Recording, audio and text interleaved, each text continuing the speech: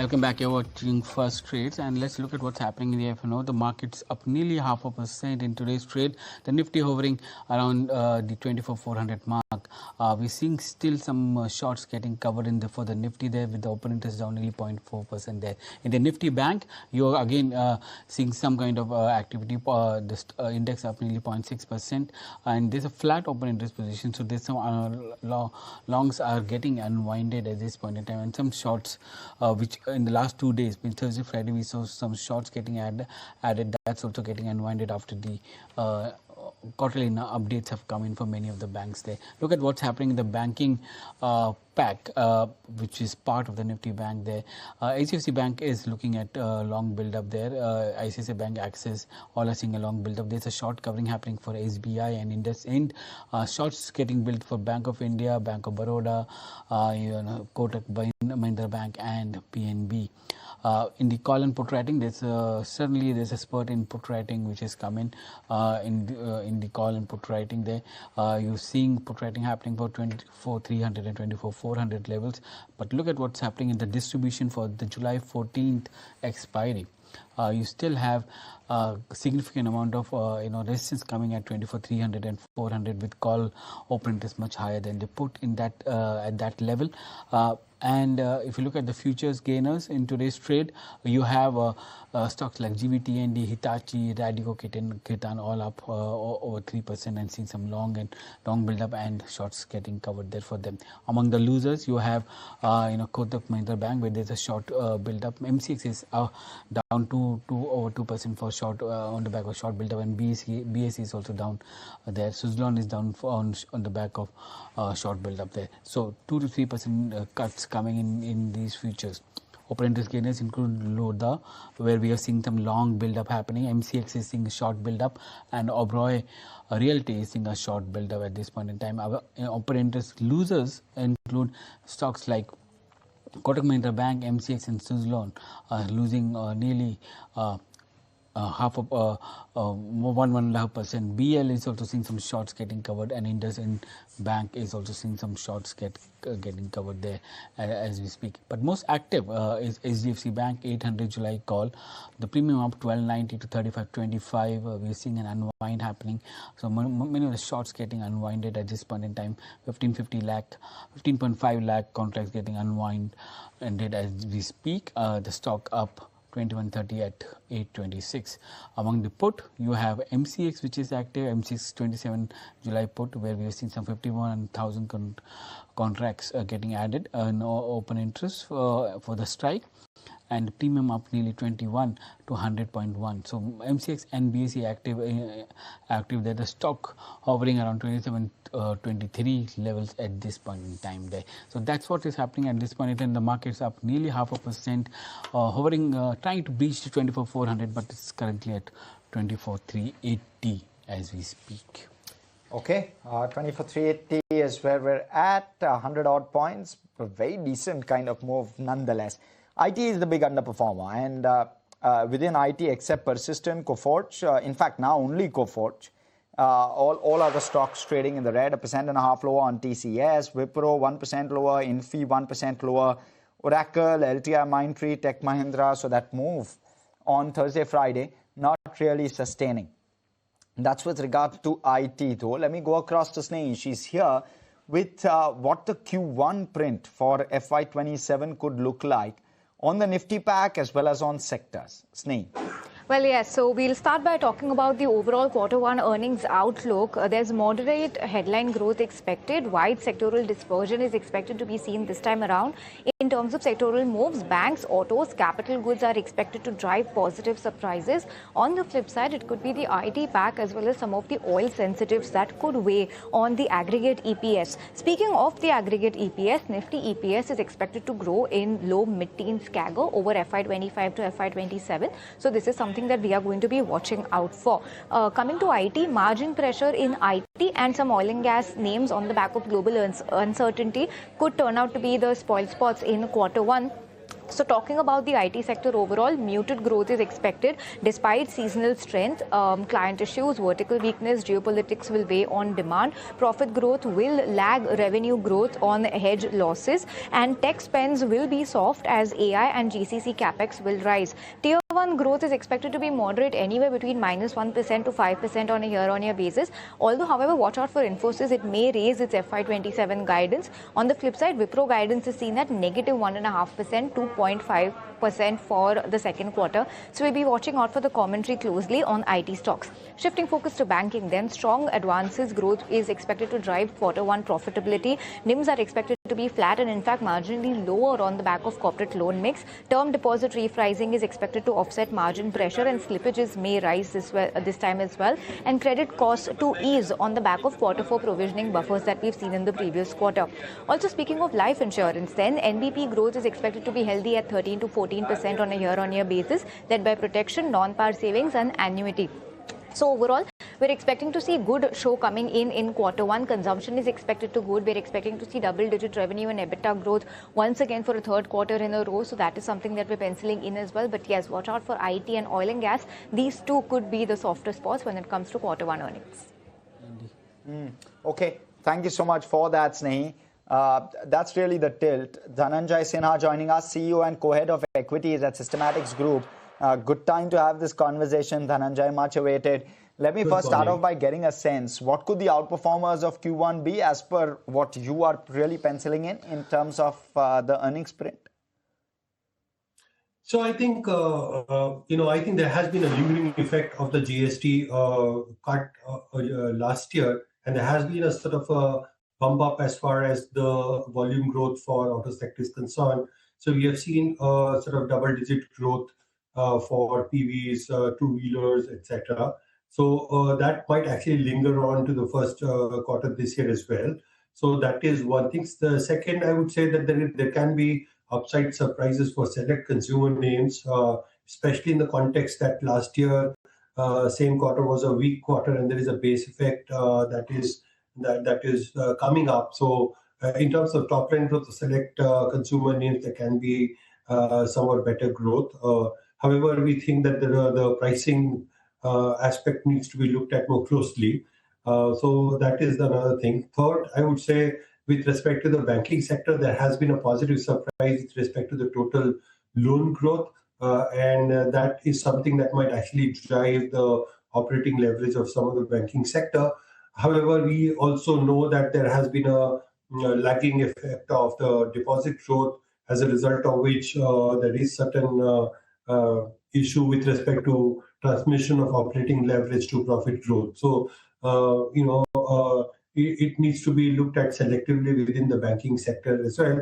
And of course, the insurance sector is something that is doing a good business. So I think that's broadly what I would say is the context from upside surprises. But I would say on an aggregate basis, we need to really look at the overall top line growth. The top line growth is likely to be in mid-single digit, and there has been a sort of increase in material costs and margin pressure generally across companies. So I would say that what needs to be watched is what is the overall top line growth on an aggregate basis. And we think that there can be a downside surprise as far as the margins are concerned. So broadly, on an aggregate basis, operating profit margins might contract by 150 basis points. Dhananjay, hi, morning. I was looking at the GST numbers for the month of May, which is reported in June. The GST growth was roughly around 14%, which is coming in, which is fairly because June is also seen to be a very good month. Do you think that we'll end up in early teens growth in Q1 from a top line point of view? No, I didn't get what you're talking about. GST growth or what? GST numbers, which give you an indication of the top lines. So I think there has been an increase in, there's a mix of domestic and global businesses. So a lot of what you see as GST accretion has come from higher imports, and that's largely because commodity prices had gone up, oil prices had gone up. So I think if you extract that, it doesn't really reflect in the domestic buoyancy as much. So I would say that if you extract the IGST part of it, the underlying is not so strong. Margins point of view, do you see, because you see a lot of volatility during the quarter with respect to crude and crude derivatives, the margins could be under pressure for many of the consumption based in the companies? Yes, so I think you have also had a sort of a weakening rupee as well. So the effect of the rupee weakness and the rise in crude prices is likely to have an impact on the overall cost scenario. As a result of which, as I said, broadly we are expecting about 100, 150 basis point reduction in the margins. And I would say that more than just the cost, you need to really look at whether the top line growth is matching. And I think broad view that we are getting from various analysts is that it is going to be a sort of a 5% growth as far as top line growth, top line of non-finance companies are concerned. Also, we have done a lot of channel checks at the ground level. We have looked at a lot of consumer companies, including FMCG, value retail, alcohol beverages, etc. I would say that and ACs, etc. While companies had taken price increases because of the rising cost, companies are finding it difficult to really sustain that, and they are not able to really pass on the entire cost to the end product. So I would say that what would sort of reflect in this quarter numbers is that while the price increases happen, it is not really translating into as much of margin expansion. So broadly, I would say that we'll need to see in the coming quarters whether the easing of commodity prices and crude prices is translating into betterment or not. But I think this particular quarter is going to be on the weaker side compared to the fourth quarter last year. And, Dhananjay, of course, the reaction will be to the numbers itself, but also to commentary, right? So yes, you may have one soft quarter, but thereafter, if at all there is an indication that Q2 is probably much better than Q1 from a commentary standpoint and a profitability standpoint, you could well see very limited impact on stock prices. So I think you're right. I think guidance of the company in terms of how it pans out going forward will be very important. I would say that companies are likely to say that reduction in the crude oil prices are expected to reduce the cost pressure going forward. However, I would say that can be a sort of a positive aspect of various commentaries that one expects. But I would say that we need to really look at what is the overall demand scenario that pans out. That's not what the management can actually guide for in a significant way. I would say that given the survey that we have done of households, both for the urban and the rural segment, I would say that rural appears to be on the weaker side, with real wages being flattish or negative. I would say that rural wage growth has decelerated to something like a 4% on a month-on-month basis for the months of February, March. On an annualized basis, it's translating into something like 2%. And you have an El Nino effect also coming up in the coming quarter. So I think that on the rural side, the demand appears to be on the weak side. With respect to the urban side, I would say a good amount of impact has been showing up with respect to the GST reduction and the volume growth, especially for the premium products and auto segments. However, if you look at the high frequency monthly data, we find that the volumes for auto segment it started to wane. So we'll need to see how also the fact that if you look at the banking sector data, there has been a significant support coming from leverage consumption, especially with respect to autos. We'll need to see whether all these things will translate, and the good thing to really look at is the wage growth and salary growth that overall corporate India actually shows in their Q1 numbers. In the Q4 number, we have seen that decelerating to something like 6%. On 8-quarter basis, about 7%, which is lowest since 2014. So we need to see whether, from a demand standpoint, will the urban demand hold up with respect to compensation growth, and whether we can continue to push demand through leverage spending through the banking sector or not. Dhananjay, one sector which will be in focus this week or towards the end of the week is the IT sector. Yes. What is your estimate on how the IT is going to fare? They've been, battered a lot in the last one quarter. From an earnings point of view, is there any tailwind that they have aside of the currency which is there? So of course, depreciating rupee has an impact in terms of revenue, rupee INR revenue, and that has an impact on the overall performance. But I think what needs to, it's only a marginal aspect, but what needs to be understood is whether the fact that the IT sector has been underperforming for the last 5 years or so. I think there was a significant bump up post the COVID because of the digitization boom immediately after COVID. But since then, it has actually remained fairly flattish. I think the key concern the IT sector has been facing is with respect to the AI and GCC expansion. There has been a significant expansion in capital outlay by US companies, estimated at $700 billion for current calendar year and $800 billion next year.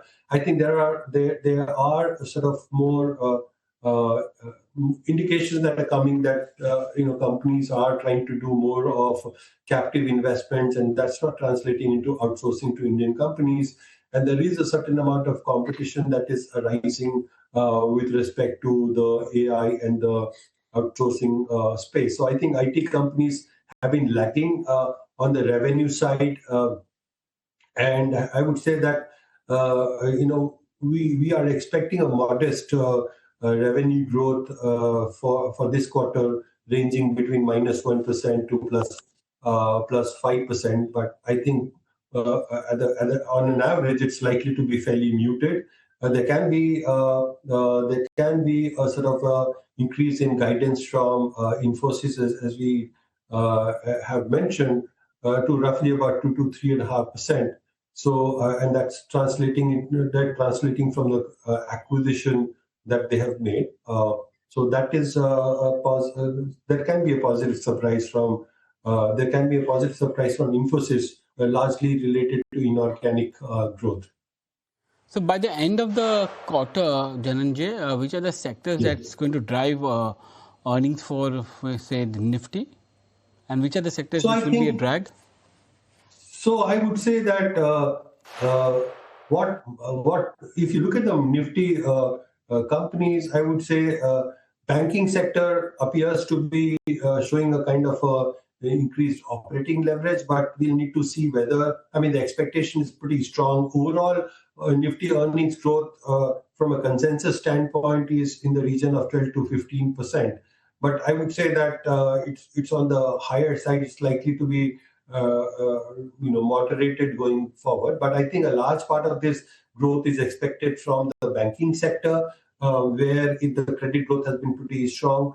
We'll need to see whether that translates in the context where the cost of fund increases, and there is a huge dependence on non-deposit liabilities, which is high-cost liability. So I think the competitive pressure for the banking sector is there, despite the fact that there is a positive surprise as far as the overall credit demand is concerned.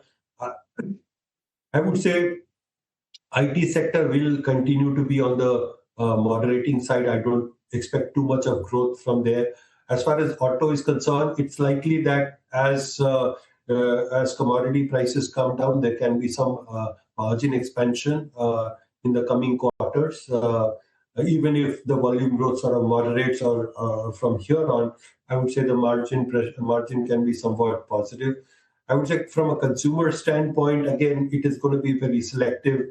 I don't see demand being very strong. I would say margin is again something that will need to be seen very selectively. There has been a pressure on oil and gas because of rising crude prices, especially for the OMCs, there can be some easing out there.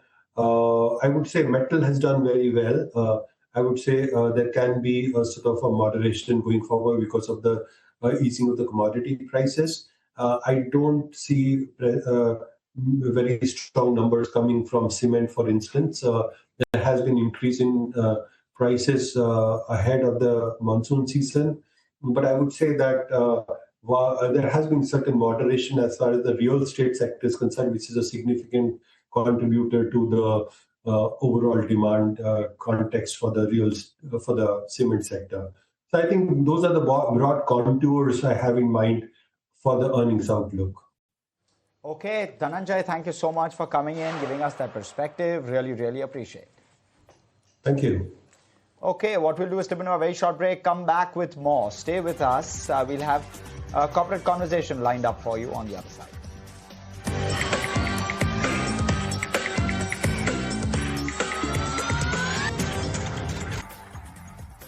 Welcome back, and we're joined by Mr. C.S. Vigneshwar, who's president of FADA, joining us this morning on the auto sales numbers, of course, to give us a sense as to how he's viewing them. Great having you here, Mr. Vigneshwar. I mean, very strong numbers, right, is what we've seen for the month of June.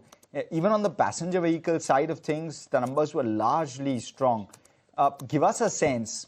Do you believe that we can continue to hold up despite this delayed monsoon of sorts that we're seeing? So this particular question started off from GST 2.0. How long will good things last? But I guess we've been lucky. We are very grateful for that. It's gone well the last quarter of last year, calendar year. And the first 2 quarters have been phenomenal. And June again has been a month with a lot of pleasant surprises.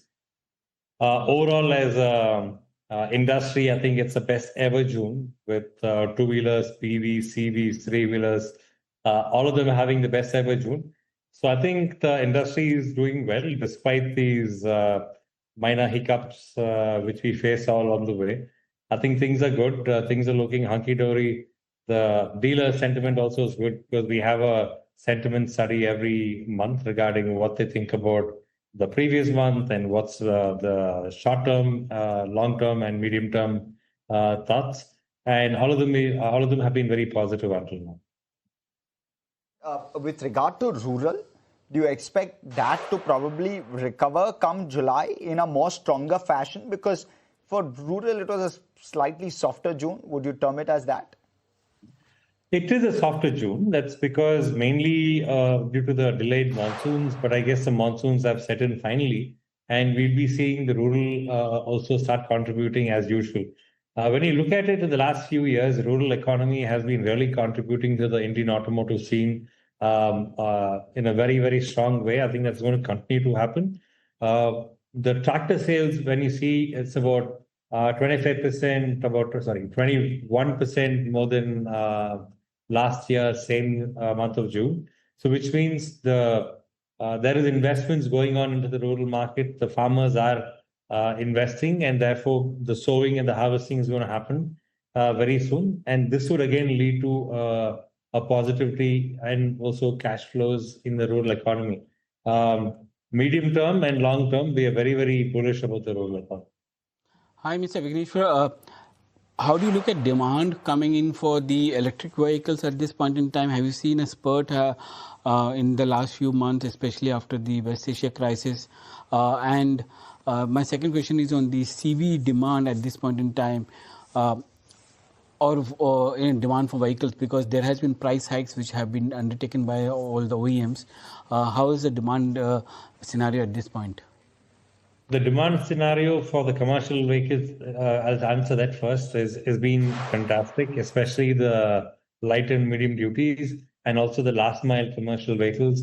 They've been doing really well. The freight rates again are quite strong, and hopefully they get even better.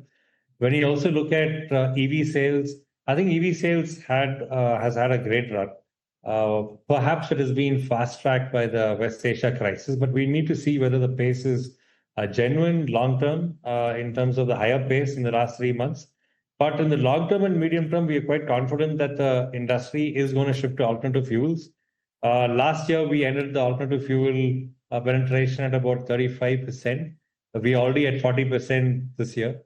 So I think it's fantastic that more and more car manufacturers have started thinking about CNG, about EVs and hybrids. More of them are participating in it. We also have a lot of manufacturers bringing their new EV vehicles and also hybrids in the next few months.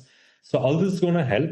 Apart from that, we also are seeing a strong demand in the two-wheeler EV segment, where it's already crossed 10% last month in terms of penetration.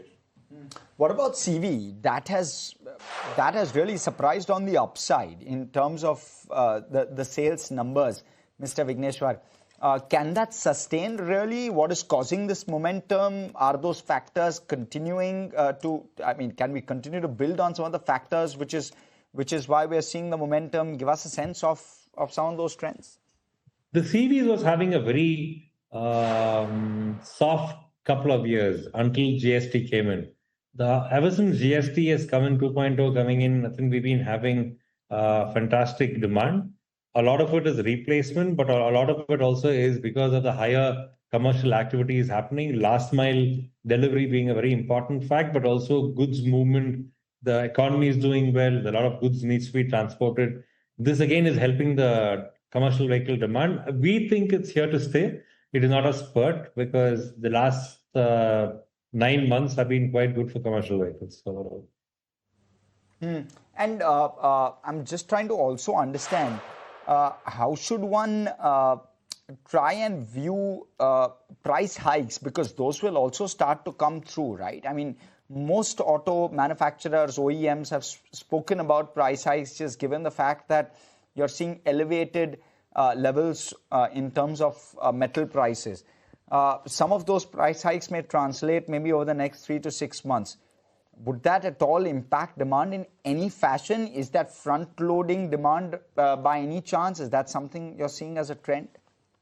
There could be a little bit of front-loading. There's also the reality of prices going up, not only the natural swing upwards, but also because of these crises happening in West Asia in terms of aluminum, petroleum products, the cost is going up. But I mean, at 28%, 25%, 20% growth, I don't think we're going to have much of a hiccup if there's a little bit of prices going up, which is a reality. Inflation is a reality, and the manufacturers work with extreme caution and efficiencies to make sure they mitigate this. But despite it, there would be price hikes, and it's inevitable, and I don't think it's going to affect our growth rates in the industry. Mr. Vigneshwar, how do you look at the CV demand if further hikes are put in place? Do you think that there might be an impact on the demand because of that? Because prices have increased and they're not going to get rolled back soon while the raw material prices have gone up. So that passing of raw material costs will happen gradually to all the vehicles. I don't think there's going to be a hiccup. Today, very few customers buy their trucks after giving a check. Most of it is actually finance. And at the end of the day, when you're able to finance a vehicle for 5 years, 7 years, a percentage or a couple of percentage hike in prices, yes, it does have an impact. But in terms of EMIs, it's a very small impact, and I think that can be absorbed. But at the same time, I'm sure that the OEMs are doing their best possible to make sure they're mitigating the cost increase and optimizing the prices to the customers. Okay, Mr. Vigneshwar, great having you. Great having your perspective as always. Thanks so much for coming in and giving us that. Thank you. Well, viewers, what we'll do is completely timed out, in fact, on this edition of First Trades. From myself, Sajid, everyone who puts this show together, thanks so much for watching. More action to follow. Stay tuned to ET Now.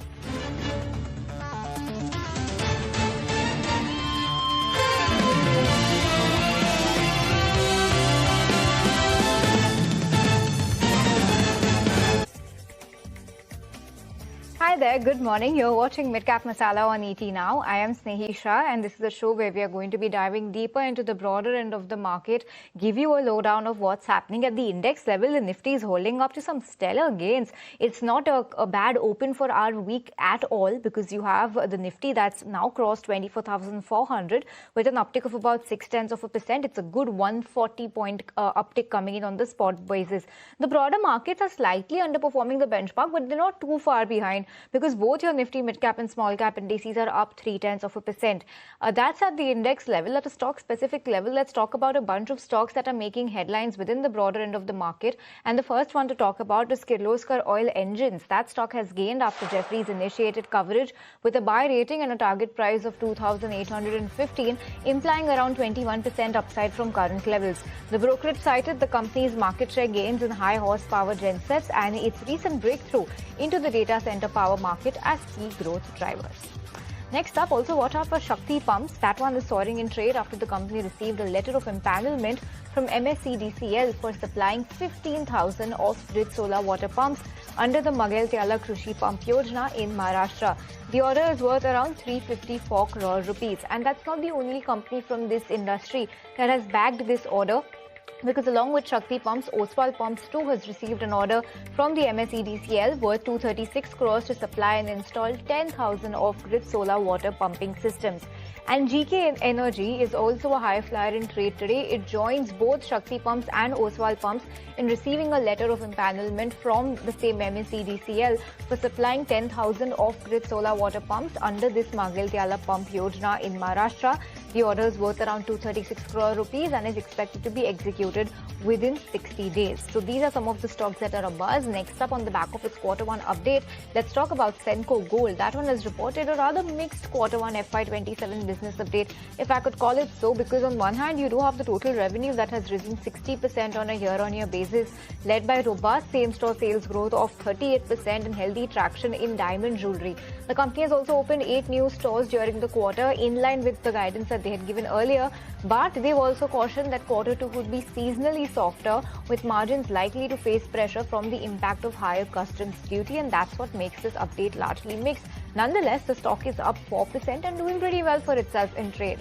And also, let's put the spotlight on Metropolis Healthcare. Reported a strong Q1 FY27 business update, with revenue rising 16% on a year-on-year basis, driven by healthy patient volumes and strong growth in its specialty and diagnostics business, along with the True Health Wellness segments. The company also indicated an improvement in margins, supported by richer test mix and better operational efficiency. Stock is soaring about 2.75% in trade as we speak, so looking good for Metropolis as well. So these are some of the high flyers. When it comes to the broader end of the market, let's get started with the corporate conversations that we've got lined up for you on the show. First, we've got the management of Action Construction Equipment. That's ACE joining us on the show. Remember, ACE has inked a joint venture with a Japanese company, Kato, to foray into heavy-duty large cranes. So that's a big foray for them, new segment. And on the back of that, let's understand the kind of opportunities this unlocks for the company, both in terms of potential orders and what this could mean for the financials. To discuss all that and much more, we've got Mr. Saurabh Agarwal, the Executive Director of Action Construction Equipment, joining us on the show. Mr. Agarwal, hi. Morning, good for your time. Now, you know, this joint venture that you've gone ahead and inked, it plans to invest around 200 crore rupees. How will this investment be split between ACE and Kato, and how will it be phased, if you can give us a timeline? The total investments in the joint venture are going to be the tune of up to 200 crores. And it is a 50-50 joint venture between ACE and Kato. So obviously, half of it will be coming from Kato and half of it will be coming from ACE. And the investments are going to be in place from day one. Understood. And Mr. Agarwal, let's talk about your overall project. What is the timeline for that? When do you expect the first commercial production to begin by? And when should the joint venture generate its first revenue? How do you see this revenue scaling over the next few years? Bunch of questions, but appreciate if you could answer all of them. I think we should be able to start commercial production as soon as Q3, if not Q4. But we are hopeful that we should be able to do it in Q3. And going forward, I think in the short to medium term, over the next 2 years, 3 years horizon, the JV should be able to reach a 300 to 400 crore revenue target. That is what we have planned for, and it looks like that we should be able to achieve that. Understood. And that sounds good. Mr. Agarwal, what will your go-to-market strategy be when it comes to this joint venture? Will the initial focus be on India? Will it be on international exports? And other than that, which international geographies are you going to be targeting? See, obviously, the initial focus of the joint venture for the first 1.5 to 2 years would be more towards domestic, more towards Indian market. But eventually, it will expand outside India to the global markets. Because, what Kato brings on the table is global technology, engineering expertise, processes. And what ACE is bringing on the table is manufacturing capabilities, operational capabilities, strong supply chain ecosystem, and cost efficiency. So this could create a powerhouse for bigger cranes within the country, with a very good potential of exporting these machines out of the country. In India, we are looking forward that the ACE network would totally be involved in distributing these cranes domestically. And the Kato network, the global network, will be used for distributing these cranes outside India. Okay, understood. Mr. Agarwal, I'm just trying to understand the fine print of this joint venture. If you can help me understand what incentivizes Kato to manufacture and sell through the Indian joint venture route instead of exporting directly from Japan. How competitive is India's manufacturing cost structure versus Kato's existing facilities? What are some of the benefits here? The main motive is to be more competitive, whether for domestic markets within India, that is the prerogative of ACE, and also for Kato for their global markets. And by producing in India with using global technology, a lot of cost efficiencies are going to kick in, which will allow Kato to become more dominant as compared, going forward into the future. And it will also provide us a big edge in India with Japanese technology with respect to our endeavor to, trying to dominate the bigger crane, bigger capacity market within the country. Okay. And Mr. Agarwal, let's talk about your competition. Who are your key competitors in India and globally? And the reason I ask you this is because we have this proposed anti-dumping duty on imported heavy cranes. That's at play. Could this create a structural advantage for the joint venture versus your global peers? How would the positioning be then? Domestically and even in a lot of global markets, the Chinese have been flooding the market with very competitive products in the last 7, 8 years, 10 years. And India is also plagued with a lot of Chinese imports with respect to heavier cranes. And this is also one of the main motives for bringing in global technology and to be able to accelerate the growth of heavier cranes domestically produced within the country. And yes, there has been a anti-dumping investigation within the country with respect to heavy cranes, crawler cranes, and truck cranes. And a very favorable order was released by the Ministry of Commerce through DGTR, which is responsible for, recommending anti-dumping duties. So anti-dumping duties were recommended. But so far, they have not been implemented or notified by the Finance Ministry. That is the current status as of. Okay, understood. That puts a lot into perspective. Mr. Agarwal, what kind of revenue opportunity do you see for the joint venture over the medium term? You did say that this is going to start translating into your financials soon, but what scale of business do you believe it can achieve? As mentioned earlier, in the medium term, the JV can easily scale up to 300 to 400 crores of revenue. But going forward, as this is not only a domestic opportunity, but also a global opportunity, both for ACE as well as Kato through this joint venture. So the size and scale can be much bigger going forward into the longer term as envisaged by both the partners currently. And we are very hopeful that it reaches that level. Okay, hopeful of that. And in terms of the business operations, will the joint venture primarily manufacture and sell cranes, or will leasing also be a part of the business model? And how should we think about revenue recognition, margins, profitability under this model? The joint venture is basically an engineering design and primarily a manufacturing vehicle. So this will be producing machines for both ACE as well as Kato ACE will be distributing and selling these machines domestically within the country, and Kato will be taking these machines internationally through their network. So the revenue recognition with respect for ACE would be the portion of machines which are being sold directly by ACE domestically. And obviously, the joint venture would, whatever is being exported as well as being sold domestically, that would be captured within the joint venture. Okay, and Mr. Agarwal, since we have you here, we would like to understand how Saudi Arabia as a market is doing, given that there is now better clarity on war and real estate pricing in some parts of that market. Are utilizations rising due to that? Is it still too early to talk about that? See, Saudi Arabia as a market for exports has been coming up in a big way in the last 1 or 2 years. But definitely due to the war, the exports to Saudi and other things have definitely slowed down, especially because of the sea freights and the difficulty in the different ports because of the war. But going forward, we feel now that things are streamlining. The business to Saudi Arabia is definitely going to be on the upward. Okay, understood. So that sounds optimistic, and we're going to be watching out for the revenue recognition, the margin impact on this joint venture. Congratulations, Mr. Agarwal, on going ahead and inking this joint venture with Kato. But on that note, viewers, it's time to slip into a very short break. On the other side of the break, we're going to be throwing the spotlight on a real estate company. We've got the management of Marathon that's going to be joining us. So we'll take the conversation ahead in just a short while from now. Stay tuned and we'll be right back.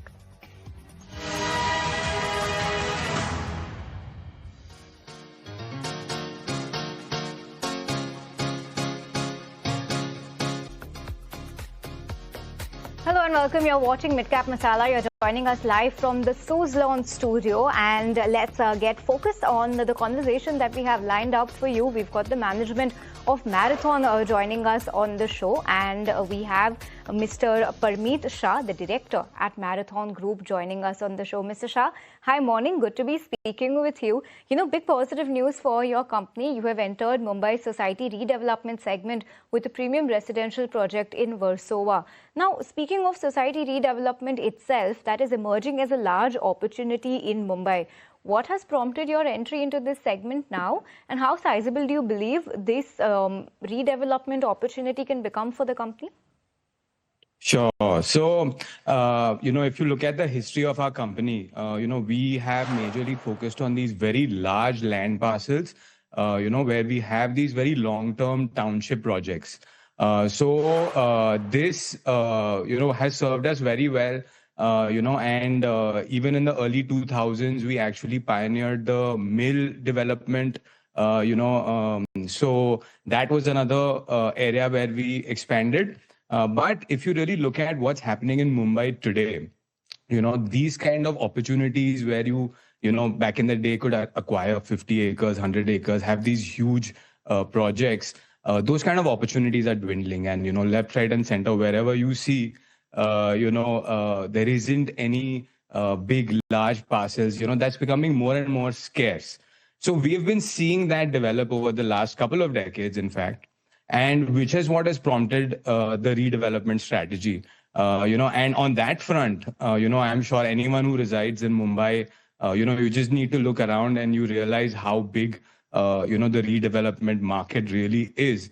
There is, left, right, and center, even on the smallest of plots, big towers popping up.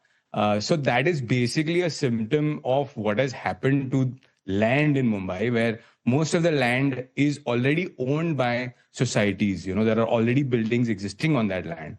So which is where it becomes, a huge opportunity for us, and having a strong brand in Mumbai. We have decided to sort of leverage that brand, and enter into society redevelopment, where most of the societies are receiving us very well, and they're very happy to partner with us and work with us. It is a shift in gears, but of course, at a very opportune moment, where the market is really shifting in that direction. Mr. Shah, that sounds good. Let's talk about your financials and more importantly, how FY27 is looking for you. Now, when I talk about FY26, that has marked a milestone for the company because you have turned net cash positive for the first time while also delivering record profits. How does this strengthen your ability to pursue for your future growth opportunities? So, just about, last June, so just about a year ago, we strengthened our balance sheet with a 900 crore QIP. So that showed, the belief, in the company, from the investors. This was our, first major equity raise. So that really, on the balance sheet side of things, helped us in the sense that we could retire most of our debt. So we are practically debt free today, which is, quite an achievement for a real estate company because it's a very capital intensive business, where, you have to invest hundreds and thousands of crores in projects. So that has given us a huge boost, so our interest costs have gone down, which is what is being reflected in a much higher, profit after tax. And now it positions us very, very strongly to go out and do more acquisitions. When you approach societies in redevelopment, they are some of the smartest people. They know everything about everything. They know more about your balance sheet and your financials than you sometimes. So these are things that help us a lot. Not just in terms of our brand, but even in terms of showing our financial strength. To be able to partner with societies. Okay, understood. And let's talk about the residential bit of your business. Residential projects account for a large share of your upcoming pipeline. Do you expect the residential segment to remain your primary growth engine over the next few years? And what would the residential commercial mix be?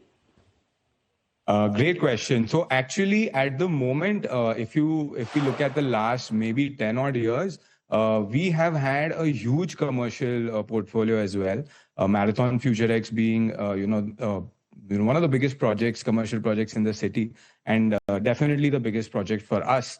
So for the last 10, 15 years, it has been, I would say, about 50-50 if I look at it in terms of revenue growth, and going forward, definitely residential is, a huge, target for us. And we are still yet exploring commercial opportunities. The thing with commercial opportunities, we consider them equally important, in fact, because it's only the big brands, with a lot of financial strength that are able to do commercial development in Mumbai today, because you have to construct the entire building. So you need a lot of holding power, and you need a lot of financial muscle to be able to do that. So having had a strong record in commercial, we are definitely exploring, a lot of commercial opportunities. But of course, when it comes to society redevelopment, that becomes exclusively residential. So in that sense, we are creating a platform, for society redevelopment, and we plan to explore and, tie up a lot more projects on the society redevelopment platform. So that, of course, will add a lot to our residential side of the business.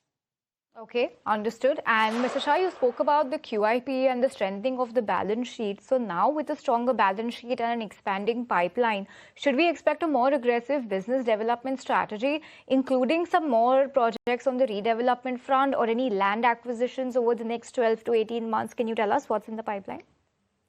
So, of course, I can't, especially right now, we're in the silent period, sure, so absolutely. I'm not able to make forward-looking statements. But what I can say is that absolutely, getting, having a balance sheet strengthened, because of the QIP, since that moment, we have been looking and exploring all kinds of opportunities. And yes, we, so basically, if you really look at our business, we already have, hundreds of acres of land parcels that we are developing. So we are obviously investing more and more in them, in the existing projects. These are very long-term projects, that have been running for the last 10 years and probably will run for another 10, 20, 30 years. But at the same time, we are looking at, business development, new acquisitions, and definitely are sort of aggressively looking at opportunities now that we have funds in the bank. So definitely optimistic about that as well. Understood. Mr. Shah, are you seeing any challenges on the construction front in terms of increased costs because of the war impact? Had that increased when the war was at its peak, and has that softened now? What has the impact been in terms of, let's say, construction costs, cements, tiles and ceramics, plastic pipes, for example, and of course, labor costs? Any big fluctuations over there? So, quite frankly, yes, of course, it has impacted the business. There have been a rise in costs across the board, but frankly, I think the industry has sort of adapted. The supply chain has adapted, and it has not been, that major a shock. Comparing it to something like the pandemic, and the post-pandemic time when literally our raw materials, they shot up by 20, 30, 60%. So it's been nothing like that, but there has been some impact. I see now at this point, it's stabilizing a lot. What I'd also like to say is, we are used to such challenges, we are used to such externalities being in the real estate business, we have learned to deal with, such hiccups. Understood, sir. That sounds optimistic, and of course, not such a big shock as the one that you saw during COVID. So at least that statement is good to hear from your end. But Mr. Shah, let's talk about the premium segment, particularly the premium housing segment. That has remained resilient despite elevated property prices, of course, on the back of this war impact. So first, are you taking any pricing action to mitigate these costs? And second, basis whatever pricing action we've already seen in the industry, how would you gauge what the demand is like right now? Has that seen a moderation, or does the strength of demand remain robust right now?